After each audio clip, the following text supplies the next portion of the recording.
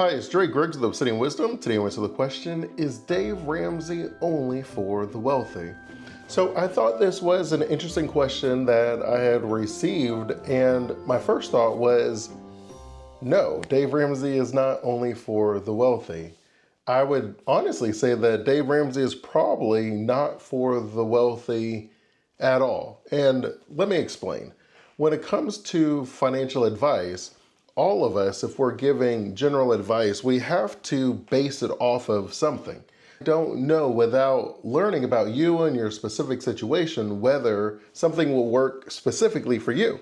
But I do say a situation that it can work for. And so when I look back at Dave Ramsey, I actually went through and I found maybe like 5 of his most common recommendations, and then we will discuss who that would work for the most. I actually believe that Dave Ramsey's advice probably works for the average middle class family where we're probably making somewhere around $55,000, $60,000 per year. I'm actually going to share some of these differences with you where you'll be able to notice the difference between a wealthy retirement system and some of Dave Ramsey's recommendations. Another clue that Dave Ramsey is probably not speaking to the wealthy is when you talk about credit cards, when you have low interest credit cards and you have high rewards credit cards where you have access to some of these when you have higher amounts of income, it is not uncommon to have a career where you have to travel and you get reimbursed from your company. And so you'll put the bill on the credit card, get the rewards, and then you'll obviously put in the statement so that you get reimbursed from the company, but you get the rewards and you get the benefits. It's not uncommon for the wealthy to use their credit cards for almost all their expenses. I have many people I talk to where they love the idea of that extra layer of protection, that if there is someone who commits fraud and steals their credit card numbers, that they don't have access to their actual bank account. And their intention the entire time is to pay the card off at the end of the month. So there is people that use it for protection. There's people that use it for the rewards, but they all have the plan of paying it off every single month and not carrying the balance. Now, if for some reason they carry balance for 1, 2, maybe even 3 months, they have really nice interest rates where they're not concerned about carrying the balance for a couple months, but it's very rare for them to carry it year over year. And so when you take a look at who Dave Ramsey's talking to, again, it's most likely going to be people who have good enough credit and good enough income to have access to credit cards, but not enough income to be able to pay it off on a consistent basis every single month. That leads us very nicely into number 2, where Dave Ramsey talks a lot about having an emergency fund. Now, an emergency fund can vary as far as the importance of it, how much it should be.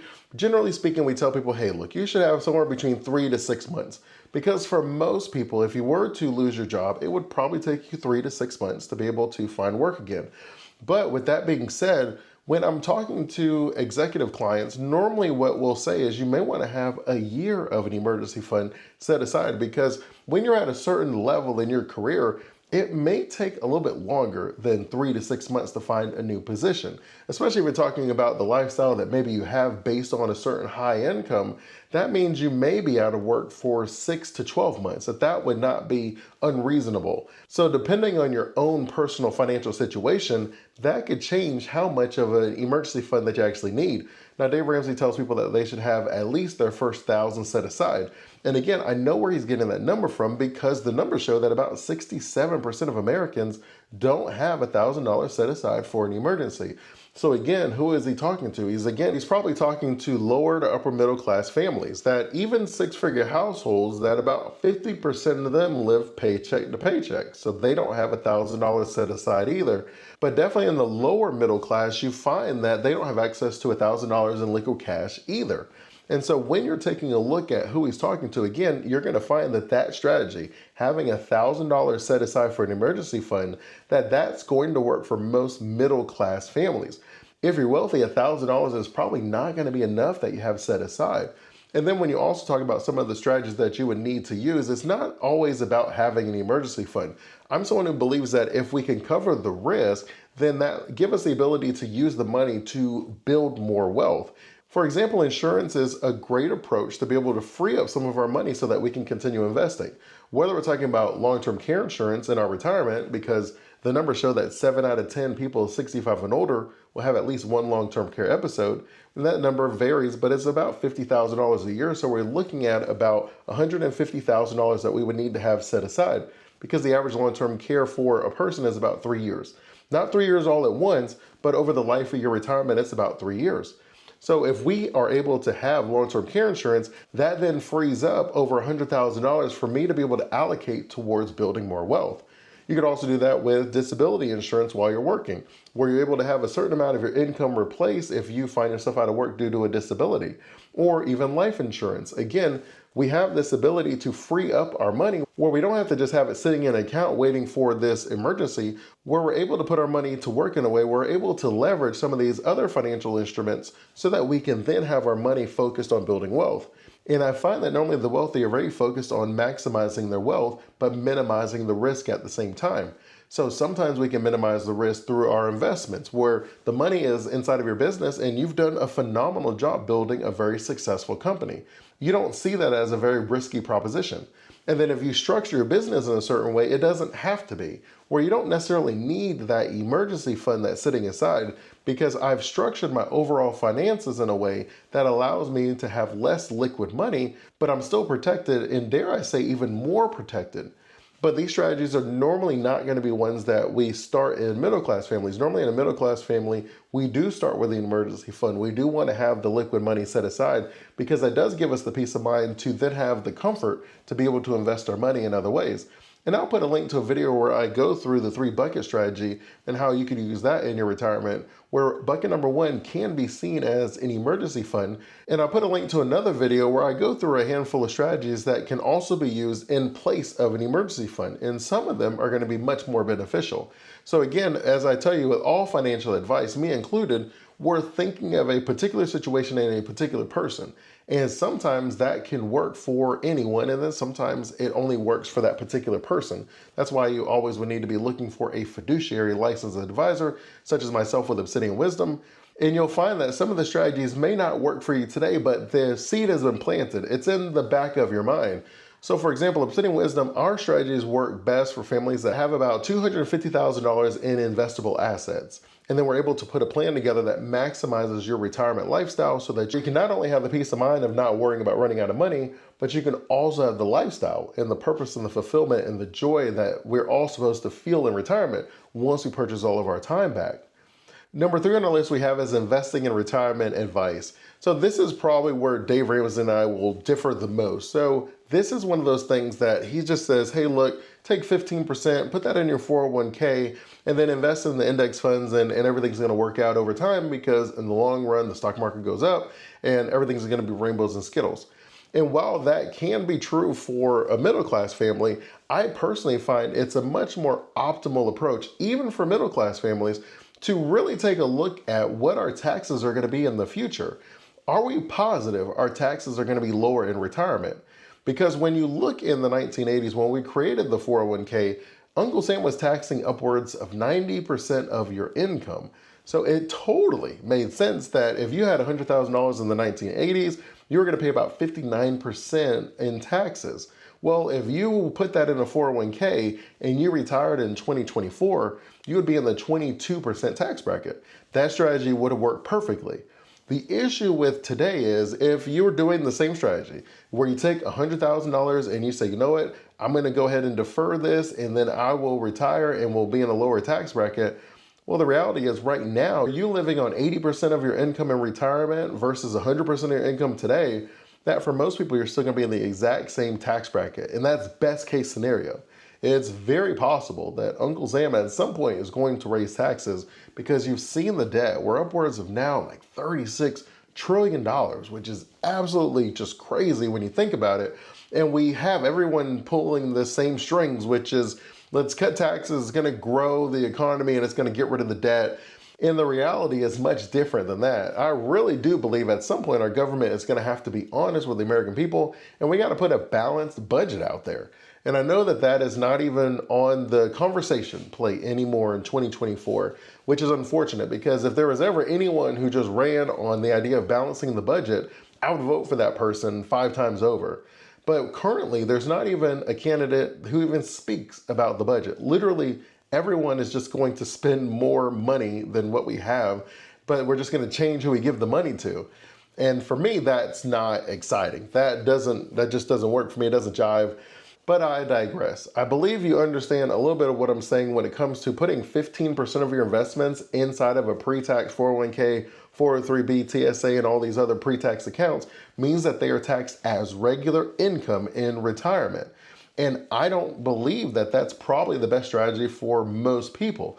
Where if you build a tax efficient retirement investments where you have some of your money, yes, inside a brokerage account, but you leave it there for a year and a day, well, now it's taxed at a much more favorable capital gains tax rate, where you're now maybe at the 15%.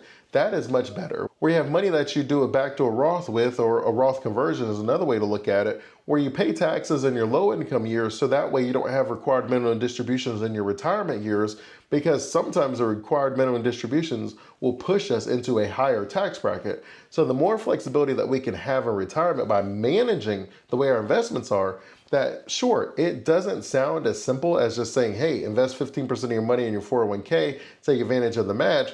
But it doesn't change the fact that, yes, obviously you should take advantage of your max. But is it true that we shouldn't have our money diversified across a wide range of investments, possibly where we can have more flexibility and less taxes? Well, that is something that is probably a strategy that the wealthy would need to consider more than anyone else. If you're poor and in the lowest income tax brackets, they rarely raise taxes on the poor, so it's most likely that you won't pay taxes now and you won't pay taxes in the future. If you're in the middle class, well, that's kind of where we start getting a little wishy-washy on the edges. I'm not 100% sure that they won't raise taxes on some of the middle class, but I'm not 100% sure that they won't lower taxes on some of the middle class. That one is a little bit tougher to predict, which is why for a lot of people, the middle class is normally going to be where you will have half of your retirement income that's tax deferred, and then half of your retirement income that is going to be taxed today. Because now you have this ability to have a little bit more flexibility that if there's this day where, I don't know, like someone's going to come into office and they're going to raise taxes a gazillion percent, well, then you can say, all right, well, I'm going to shift from 50-50 to 75 to be taxed today, and 25% will be taxed in the future. You've given yourself that flexibility because you have a very agile plan. Versus if you have 100% of your money in pre-tax, that is going to be a really tough tax bill to convert a significant amount of that. Even if it makes financial sense in the future, it doesn't change the fact that you will then have a pretty large tax bill today. And so that's why for most middle-class families, I like that strategy. Next on our list is Dave Ramsey's zero-based budgeting. It's just the idea that every dollar, we know where it goes, it has a purpose and a function. High level, this is a great idea. If you don't have it tracked, then how are you going to improve it? And you hear a ton of people that talk about that. I'm someone who lives by that same philosophy. If it's front and center, then we are more likely to feel the impact of it. That's why sometimes if we're struggling with our weight, we start wearing looser clothes so that way we don't feel that impact right away. That's why if we're balding, we might put a hat on because I don't want to notice that I'm balding. We do these things so that we're not aware of what's going on, so that it's just kind of happening in the background. But oftentimes we end up drifting much further than if we had a nice feedback loop. So of course, having a feedback loop on a daily basis is probably more beneficial than having it on a weekly basis.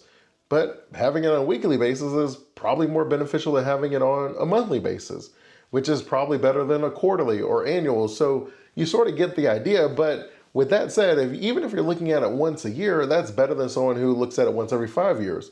But there is a point in time that it's too much, where it's information overload. And depending on how much money that we have, if you're really thinking about the idea of zero-based budgeting, what are we really speaking towards? We're speaking towards this idea that I don't know where my money is going. And for most in the middle class, we have enough money where it doesn't make a lot of sense to be struggling and living paycheck to paycheck as the majority of Americans are, but we don't know where the money is going. So Dave Ramsey is speaking to, again, that middle class family, that the wealthy, while they may not know where all of their money is going, they don't benefit from knowing either. And it's one of those little weird things, and even saying it sounds a little bit weird, but ultimately, there is a point in time that you and I would probably both agree that there's enough money to where it's too much for even us to manage. That I talk to people and they're like, I don't know the value of a financial planner and this, that, and the third. And I think we would all agree that there is a point in time that it makes sense to have someone, that even someone as smart, and you can pick anyone, pick your billionaire, pick your multimillionaire, they probably aren't managing their money and their investments. That Your time is more valuable working on whatever your craft is that generates your income. And it'll be more beneficial for you to find someone who's knowledgeable and wise in what they're doing as far as managing investments and building financial plans than it would be for you to do it. Even though, yes, Dave Ramsey and everybody else makes it sound like, yeah, we could just manage our own money and we can handle it ourselves. I'm going to go on a limb and say Dave Ramsey is not managing his own money. That doesn't mean that he's keeping track of it. Of course he is. The more money that you have, probably the more frequently you should speak with your advisor. But it doesn't change the fact that it's unlikely that he's actually doing zero-based budgeting. That even though if you ran a company, we have reports that we run every month. We see how we're doing against the plan. We track a lot of metrics. But the idea that we have all of the dollars accounted for, that's not really a thing, where it's more directional. Is my money growing? Am I allocating a certain percentage towards something? Is my debt increasing or decreasing? Is my investment returns, how are they doing? And most things are directional at a certain point. But it is true that we have to keep track of the money the less that we have. And it is true that we only have 3 relationships with money. We either spend less than what we have, all that we have, or more than what we have. And a lot of the time, in the middle class, we end up spending all that we have and a lot of times more than what we have. We just went over how much the debt is increasing. And then normally amongst the wealthy, they normally spend less than what they have. Generally speaking, that is how most people become wealthy. We have to put our money to work so that we can stop working. And the best way to put your money to work is to say, you know what, 20% of my paycheck, everything I get paid on Monday goes towards investing in my freedom and my future, my retirement, and then I will be able to allocate Tuesday, Wednesday, Thursday, Friday. And that type of approach works regardless of the income that you have. But when you also take a step back, it's fair to say that if we're poor and lower middle class or our expenses are higher than what we make, that we can't invest 20% of our salary, that we have a lot of pressing issues today. And I completely appreciate that. I have 4 kids myself. I have student loans myself. So I understand exactly what you're saying. And so we really are trying to struggle this, but who would be struggling with that? Who would need that zero-based budget? And I think you and I would both conclude it's most likely going to be someone who has money and they just aren't 100% sure where that money's going each month. Last on our list is Dave Ramsey's thoughts around behavioral finance. This is something that I spent a lot of time on, where we talk about our beliefs and how it impacts our ability to make sound financial decisions today. This is something that I believe actually speaks to everyone, that all of us have different relationships with money. And it is true that a lot of our beliefs have been given to us from our parents, some good and some not so good. It's true that poverty is generational, which ultimately means that the relationship we have with money, the things that we were taught, the beliefs that we learned from our family are things that we carry forward. That I can show you studies that even shows things like the Pentagon has a report that said 70% of the people in the military have a family member that was in the military. That a lot of doctors and lawyers and other professions grew up in a family of doctors and lawyers, where you are exposed, where the wisdom that you were able to see can help or hinder in a lot of ways the decisions that we make. And so when it comes to the financial decisions, that there are times that even the wealthy, that generational wealth is gone by the 3rd generation 70 to 90% of the time. And they often will say that the first generation became the person to have that $1 million, that they became a millionaire because of their understanding and the wisdom they grew. And then their children, by watching them do that, were able to understand and take that. And that's why most of the time the 2nd generation doesn't spend all the money and lose it either. But the 3rd generation never knew the struggle, that there was a huge gap in the wisdom, that if all we do is pass the money, then we did a disservice to our future generations as far as generational wealth is concerned. And that is why by the 3rd generation, it's normally 70, 90% of the time it's gone. It's also why professional athletes, over 70% of them are expected to retire broke from their profession. That the majority of people who win the lottery, again, are expected to file for bankruptcy within 3 years of winning the lottery. That ultimately the financial decisions that we make, the relationship that we have with money, it's very important that we not only pass the money along, but we pass the wisdom along too. And dare I say, the wisdom is the most important thing to pass along. That's why you read stories about very successful people who made a poor decision, ended up losing everything, but then they rebuilt it. Because the money wasn't who they were. That wasn't the most valuable thing that they received. The most valuable thing that they received was the relationships and the overall mindset and understanding of how to put your money to work so that you don't have to. And if you are someone who grew up in a poor environment and you're given a big bag of money, you don't have any understanding of what to really do with the money. And so ultimately we revert back to wherever our training is, whatever our self-image is.